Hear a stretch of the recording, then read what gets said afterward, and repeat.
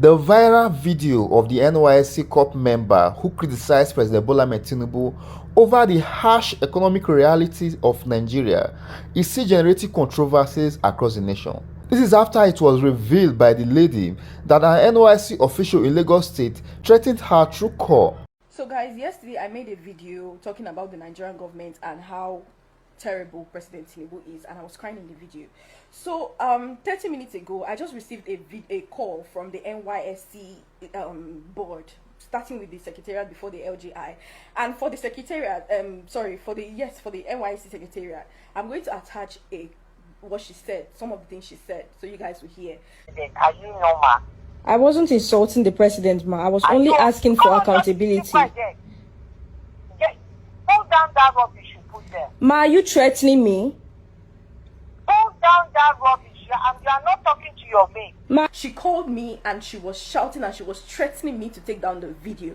And in my first mind, I'm like, wait, how did they get my phone number? And then I realized that every NYSC copper has to fill a file with your phone number and your address. I'm like, these people actually have my house address and they know where I'm staying. And now they have started calling me first to threaten me.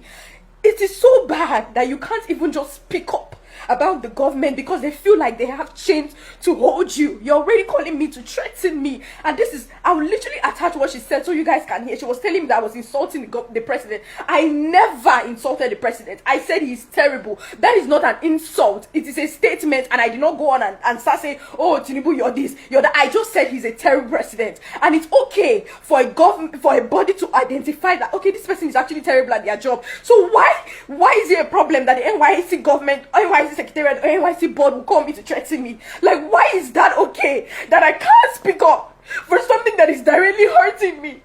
Why is it okay that they will call me to threaten me under 24 hours that I made a video? Why can't Nigerians speak up? Why are they holding us in chains? Why do they feel like everything that we do, they have ways to control us? Let me tell you guys something, NYSC board or whatever. If you guys have come together and you like, maybe you're not calling me one by one to threaten me, that's fine. You can do whatever you want to do.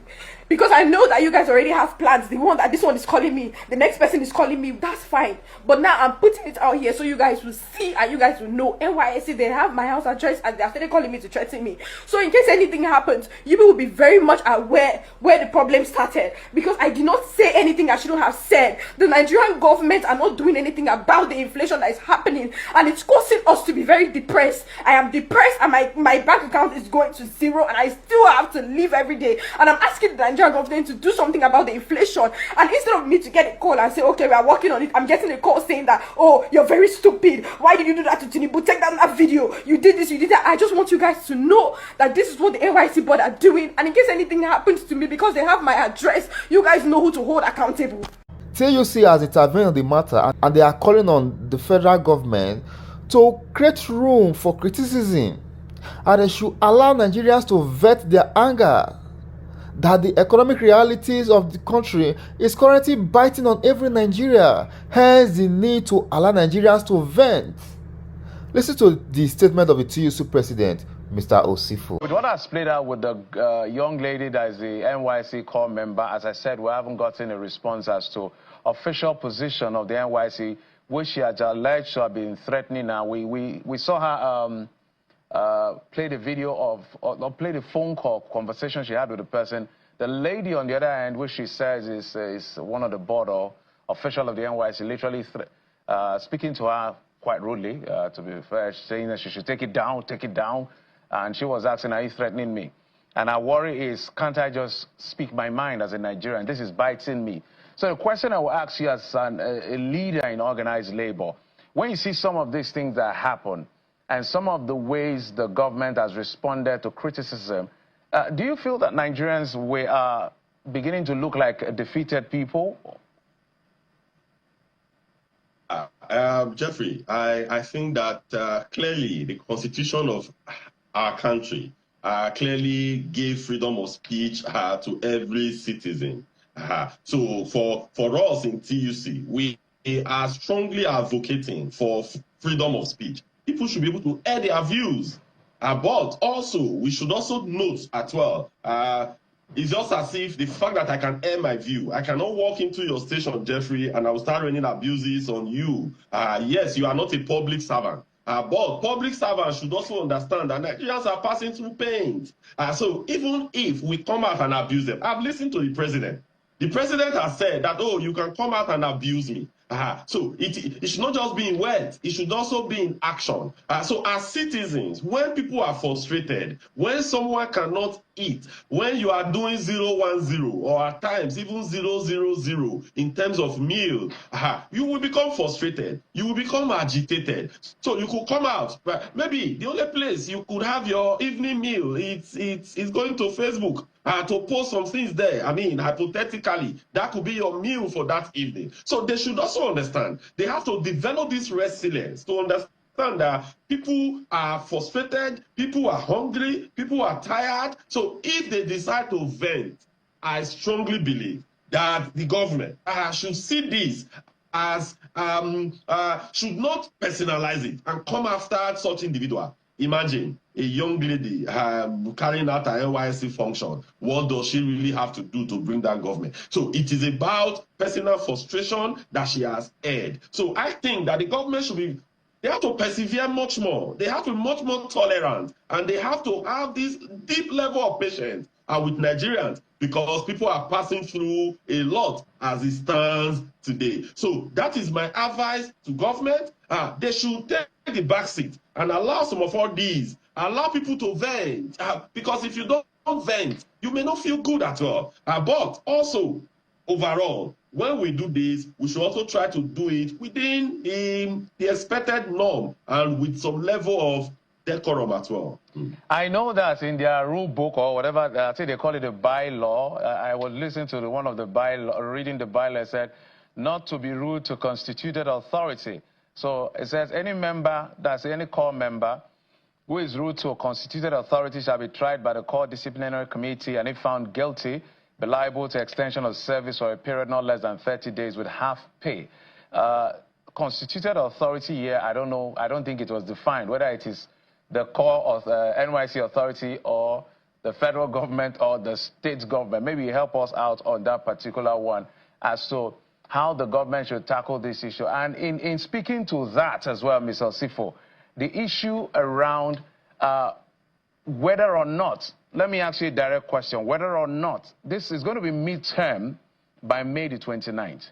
Do you really believe that President Bola Tinubu is fixing Nigeria and is going to be able to fix this country?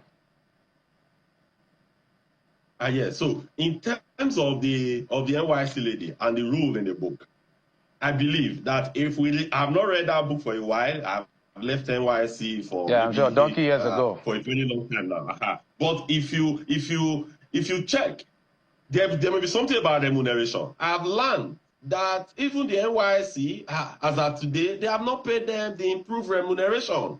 So where there are rules, there are responsibilities as well. So the NYC should also discharge their responsibility. They shouldn't bring their the rule to bear when it will bite the person, to use it to winch on people. First, NYC, if they are paying those corps members, let's say 120,000 naira, 150,000 naira today, I'm not sure that particular corps member will be frustrated. So they should also carry out their responsibility as well, not to come with the full weight of the law to say you have broken this law, when on the other part, they are not fulfilling some obligations that they ought to fulfill. Then in terms of the performance, I think severally when I've met you on this platform, you've actually asked me this. Yeah, for me and for us in Trade Union Congress of Nigeria as of today, there are some things that are quite positive that has happened. There are things, things about the student loan, things about the credit scheme, but this should be deepened further because we have done some investigation on that. It is not as deep as it should be, but it's a work in progress. It has started. So there are some positives, but there are a lot of other negatives. What Nigerians see today is I'm going to bed. Do I have food to eat? Can I afford energy? Can I pay for clothing? Can I pay for housing? So the cost of all these has skyrocketed, and it is affecting Nigerians. So if you put this on a balance of scale, there is nobody that is in his own right senses. After the first 2 years, we rate this government high. Probably the last 2 years might be different, but the first 2 years, there are a lot of gaps that need to be fixed and needs to be addressed. So in your view, because let's talk about I'm still going to go back and put that responsibility on organized labor. I know I've engaged you on this particular issue, and you say we're not giving you, by you and I mean organized labor, the much credit that you deserve when it comes to what you've done. You pointed out your role as trade union or Nigerian Labour Congress and organized labor to bring about the refineries in Warri and Port Harcourt. But Nigerians still feel that the organized labor is really not doing enough to stand up for the people. When you hear that and you see what you're doing, what is it that you think Nigerians are saying you should do? We saw a protest, I think, in Cyprus, that they say 100,000 people. Perhaps people are expecting you to organize massive protests. What exactly do you think Nigerians are asking for? That they are feeling that organized labor has lost its touch and is now maybe complicit with the government? Jeffrey. Go ahead, please, Mr. Osifo. So the president, by the grace of God, I'm also the president of Pengasan. So if you go to Pengasan today, go and ask Pengasan members how much we have affected their lives. Go and ask any Pengasan member on the street how much we have touched their lives. See, that is our primary responsibility, Jeffrey. Our primary responsibility is not to be opposition to government. I've said this over and over again. Our primary responsibility is to our members. We have members that pay dues to keep the center working. So our primary responsibility is to those members. So the way we work, my CWC, the way we work every day in Pengasan to make the lives of the people better. Go to NUPROC, go and ask them how their life has been better. Go to NMDPRA, go to Total Energies, go to Chevron, go to ExxonMobil. They will tell you that in the last 2 years, that practically their salaries in most organizations have been doubled. It is because of our effort. So now, first, our primary responsibility, Jeffrey, is to our members. So Nigerians, to fix Nigerians, you shouldn't just put all the heat on organized labor. No. When election is coming, you cannot go and collect 1,000 naira, 5,000 naira to vote for a candidate that you know that this candidate is a criminal. You know that this candidate over the years has done nothing outside thuggery. You will not go and vote for him against a professor, against a university lecturer, against a secondary school teacher who has Mr. Osifo. Over the years. Then when you finish it, sorry, let me just answer on this. When you finish it, 10 seconds. Elected people that doesn't have the right character to occupy where they are occupying, you will not say organized labor, go and kill. No. Organized labor, first of all, we have members in our constituency that we are responsible for. Each of the affiliates are working on a daily basis to get this done. So to fix Nigeria, there must be collectivism across board. Jeff, Mr. Osifo, go to the US. I ask you today, I know you are very vast, but you may not be able to tell me the equivalent of NLC and TUC in the US. The reason is this. Because you have institutions that are functioning. The reason is because you have opposition party that is functioning. So in Nigeria... Okay, Mr. Osifo, your points are well noted. I can see where you're going to all of. So you say all of us should share the responsibility. Media, opposition, the people, not organized labor. Not a problem. But you should be at the vanguard. You should be at the vanguard of fighting the cause for the common man, because your workers will be directly affected